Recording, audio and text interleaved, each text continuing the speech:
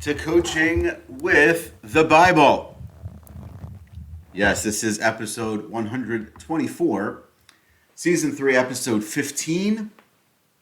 Our portion of the week is the portion known as Bo. Bo is the third portion in the book of Exodus, the second book of the 5 books of Moses. And our topic this week, compassion. I had originally thought to talk specifically about the issue of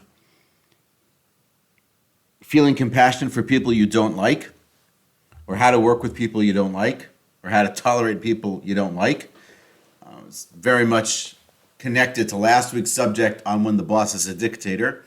Sort of going in that line. We'll get there. We'll talk a little bit about that subject too, because I think it sets off the conversation about compassion. But to me, first and foremost,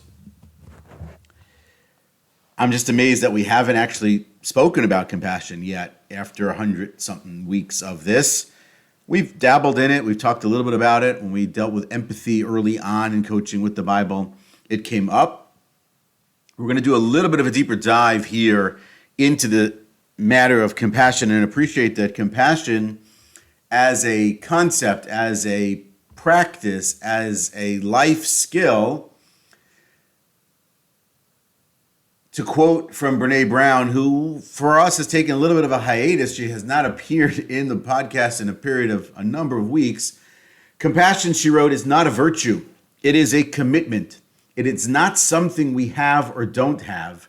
It's something we choose to practice. So we're going to dive into what exactly compassion is, what exactly compassion isn't, and then perhaps how it is that we can be more compassionate to people we don't like, or how can we work with people we don't like effectively? And how do we become better leaders and more compassionate leaders?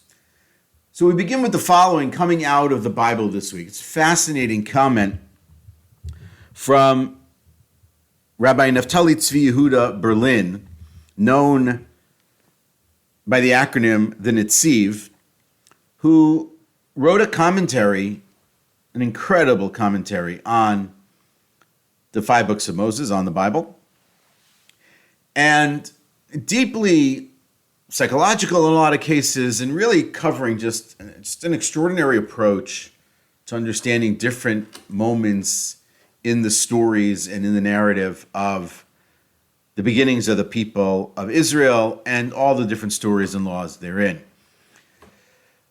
The portion this week deals with the last 3 of the plagues, the Exodus, and the beginnings of the details of the Paschal lamb and that offering, first time through.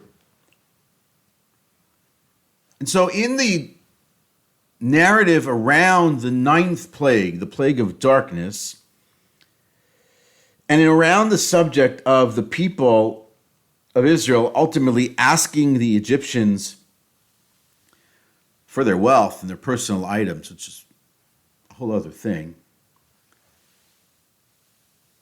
The Netziv mentions, based on the verse tells us that the people found favor. This is chapter 11, verse 3. God made it possible that the people of Israel found favor in the eyes of the Egyptians, and that Moses, too, was great in the eyes of the nation and of the slaves, the servants of Pharaoh. Meaning that as this story is progressing and as it is getting, by the day, worse and worse and worse for the Egyptians, the reputation of the people of Israel, the reputation of Moses, is actually improving. His stock is up. Conventional wisdom would have it down because he's destroying Egypt. But conventional wisdom would be wrong. The reality of it is that the Egyptians viewed Moses favorably. The Egyptians seemingly now view the people of Israel favorably as well. And the Netziv in his commentary mentions that there's a shift in the language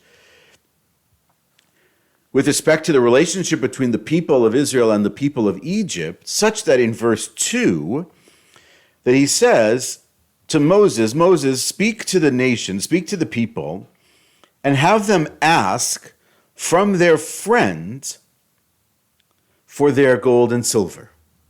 Meaning, people of Israel should ask their Egyptian friends for their stuff. Leave out the stuff part for just a second. The language that's used is friendship, kinship. If one looks back in the Bible, earlier on in the story, one does not see that language applied to this relationship. And although it is that the people of Israel and the people of Egypt lived amongst each other, it does not appear that they had much to do with each other than the fact that one was the oppressed and one was the oppressor. But here, they seem to have developed a kinship, a friendship, a relationship, such that it would be almost normal for one to go to the other and ask to borrow their stuff, like you would with your neighbor. It's an amazing thing. That's in the verse. So what does then the Netziv say? It's an amazing thing.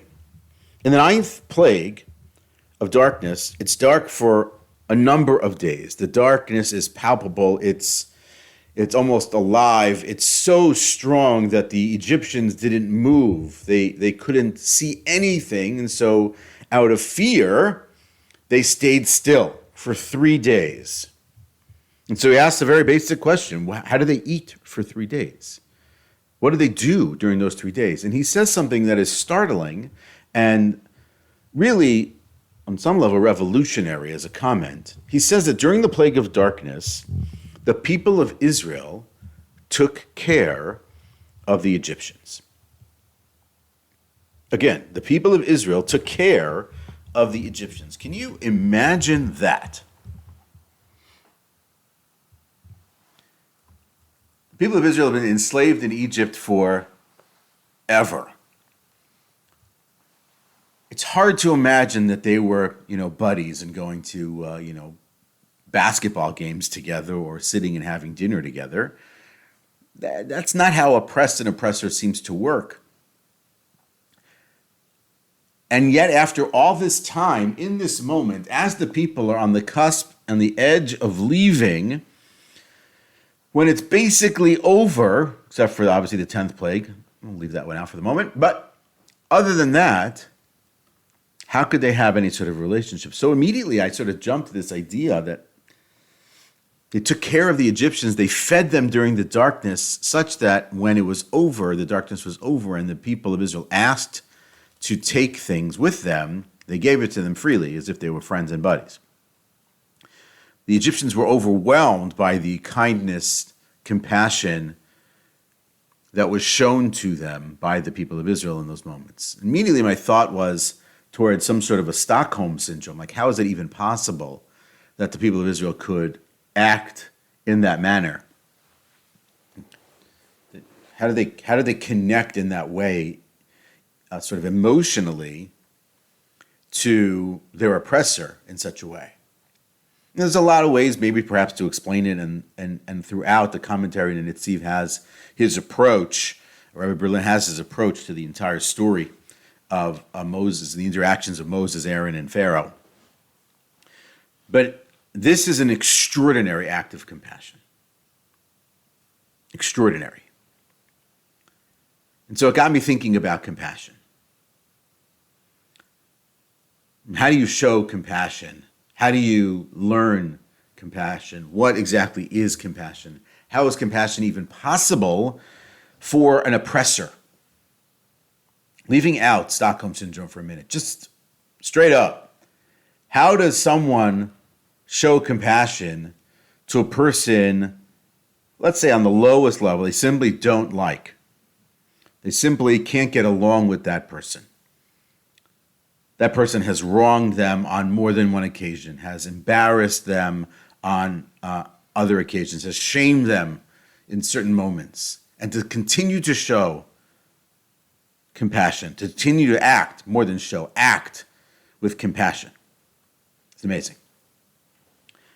So I wanted to dive in there a little bit and appreciate that what compassion means is the following. Compassion literally means to suffer together.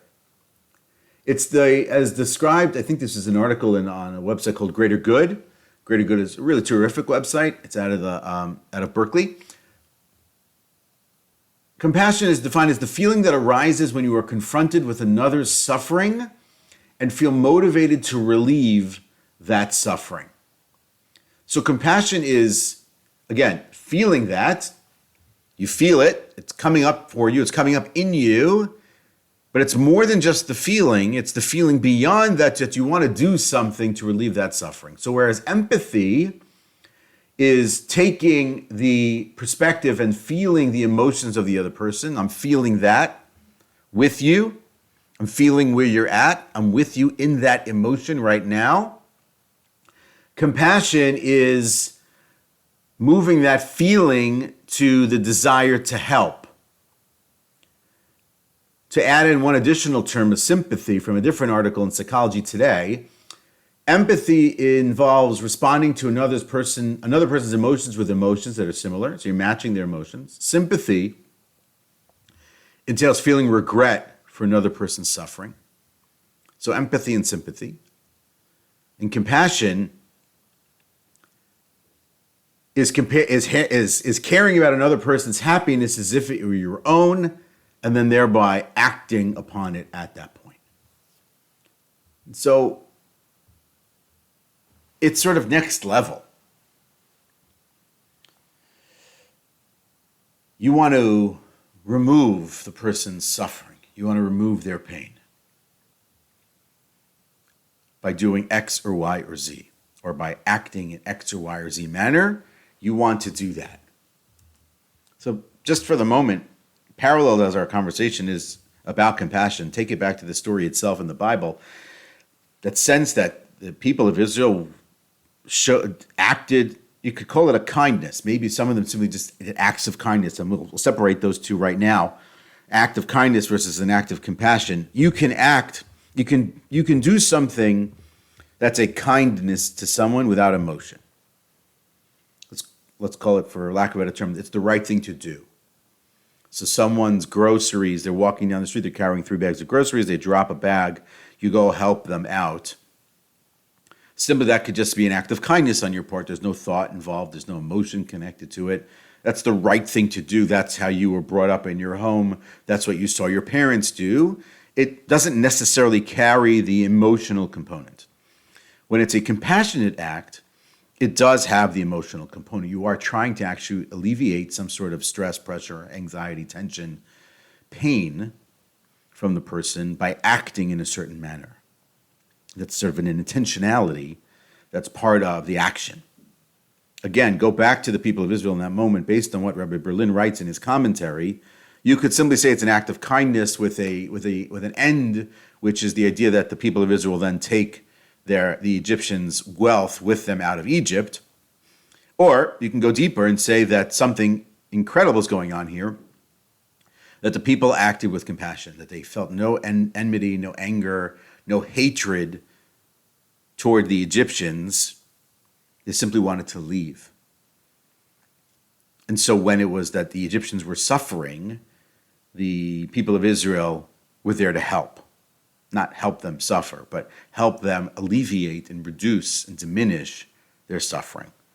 It's an extraordinary act of humanity, very high level of morality and ethics, and it's a power act of compassion. Like always is the case with me on these different subjects that we talk about. So I looked for a compassion quiz. The question being, how compassionate are you? And it's like 20 questions. You can find it, like selfcompassion.com, for lack of a better term. But I think there's also one on that Greater Good website and some other places. And I got through about 8 questions of the 20, and I realized, I am not a good practicer of self-compassion. I might say that I'm not as kind to myself as I could or should be, but I didn't finish the quiz because I didn't want to see the score that was going to come out at the end of it. I didn't want to see how little compassion I have for myself, let alone for others. and then appreciating and realizing maybe more often than not, I'm simply doing the right thing. So it's a kindness, but it's not a compassionate kindness. It doesn't have the emotional connectivity that it probably needs to or should have, which is unfortunate for me, which means I have a lot of work to do in this domain, in this space. And I don't deny it. It's certainly the case. Certainly true for me with respect to people that I have trouble liking, and for people who have perhaps treated me badly. Perhaps it's one of the reasons I'm pretty open here.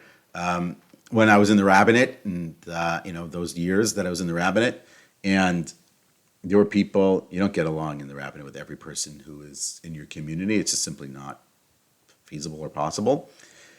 So the people who maybe wronged me, or I thought wronged me, or treated me badly, or treated my family badly, whatever that was, it was hard for me to be compassionate when they needed it. That was hard. And to overcome that and still do it, even harder. And so to be compassionate, or to behave in a compassionate manner for people that you don't like, that's hard to do. That's hard work. So it's work. It's an effort. It's not simply just a thing. It's not something that just sort of sits there, and it's, as much as a lot of the research says that compassion is a natural thing, it is something that we need to choose to practice, as Brene Brown said. So we have to sort of get good at it. We have to make the effort. And it's appreciation, I think, also appreciating the following. Compassion is not always giving a person what they want. It's not always sacrificing ourselves at the feet of the act of kindness that we're trying to do. That's not always true. That's sometimes true, but that's not always true. It's not being necessarily gentle with the person who you're trying to help. Sometimes you can be firm. Sometimes you can be difficult. And that itself is still an act of compassion, because you're looking ultimately for their betterment and their happiness. And sometimes that doesn't come through just niceties and kindnesses, kind words. But sometimes it means being hard with someone.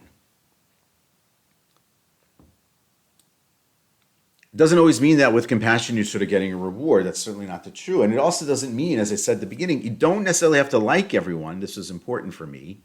You don't necessarily have to like everyone to be compassionate. So you have a coworker, community member, colleague, whoever, and it just, it doesn't work for you from a kinship, friendship perspective, relational perspective. You can still be compassionate. You can still have empathy, right? One, you can have empathy. You can certainly have sympathy for their plight, their situation.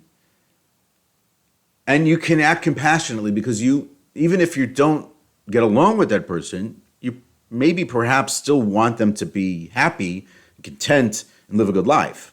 Just sort of leave me alone when you're doing that. So it doesn't have to be that you like everyone. At the same time, if you're working on yourself to become a more compassionate person, then specifically working and doing that as an effort with people you don't get along with probably pushes the work and the effort forward more. I can imagine we can all think of a person or two who are not our favorite people in the world, who are not people we get along with all the time or even at all, and perhaps wonder about a moment when we could have been perhaps more compassionate towards their circumstance to try to help them get out of their circumstance, and we didn't. So we might have had sympathy, we might have emotionally connected to their plight, empathy, but to try to alleviate it and try to bring them to a place of betterment and happiness, maybe not.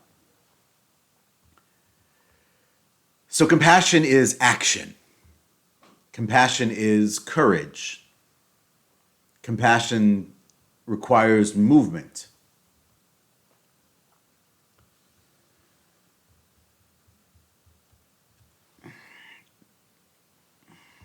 And when we're a leader, let's say, in our home, our community, in our place of work, if someone is struggling and they share it.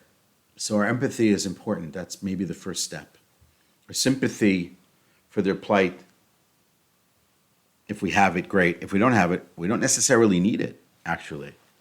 But the compassionate part is hearing it and then helping them move to a better circumstance, to a better situation. That's the compassionate part, even if that's hard. Even if that forces you to put them back into a space that they're not happy with or comfortable with, because ultimately you know that's how they get better.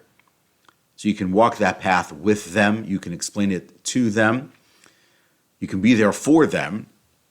All that is in the space of compassion. When it comes to people who, let's say, we don't like, let's call it that. So I remember a trick from when I was in the rabbinate that I learned from one of my mentors, which was, a lot of the time it wasn't actually about me. So if I felt like they wronged me, they sometimes it was. I can't deny it. Sometimes it was. But sometimes it wasn't about me. It wasn't something that I had done. It just simply was them and their circumstance and their situation and their suffering, let's say.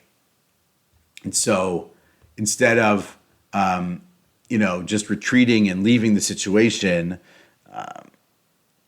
appreciating where they're at, legitimately sort of like stepping into the sense that their fire, their anger, what they're burning about as it goes towards you, a lot of the time has nothing to do with you.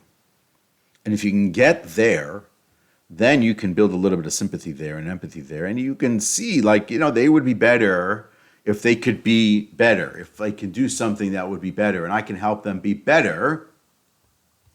And so can I build a relationship on the empathy-sympathy side? Because ultimately I want to be compassionate, and ultimately maybe my compassion for their circumstance will allow me to help them out. Meaning what I'm saying is that I don't necessarily have to get to a space where I like them, but I can get to a space where I can help them. And I can do that by opening back up even to a difficult and perhaps even sometimes painful situation and fight their fire, not so much with fire, but as one article I saw today or yesterday, it was to fight their fire with water and to sort of quote unquote kill them with kindness and kill them with compassion and shower them with goodness. Now, you guys know my personality. Showering people with goodness in that way just doesn't exactly resonate with me perhaps as a person, but I do want people's lives to get better. I do want people to improve. I do want people to succeed. I want that for them. And so there is some compassion. And even if I don't, as I said, don't necessarily agree with them, don't necessarily get along with them, we're not necessarily friends, and so on, I'm interested in still their betterment. And so compassion is that tool. And the peaks of the people in Egypt, maybe it is compassion, maybe it wasn't compassion, maybe it was simply kindness. But it comes across when you ultimately find favor in the eyes of somebody else, that it's more than just a kindness. They simply just did the act. It comes from a deeper place, and it comes from a place that maybe the people of Israel, maybe they had this. They felt no enmity. They felt no anger towards the Egyptians. Maybe it's just towards Pharaoh or towards the circumstance or just wanting to leave. And they could be compassionate. They could be in that space. They could help an Egyptian.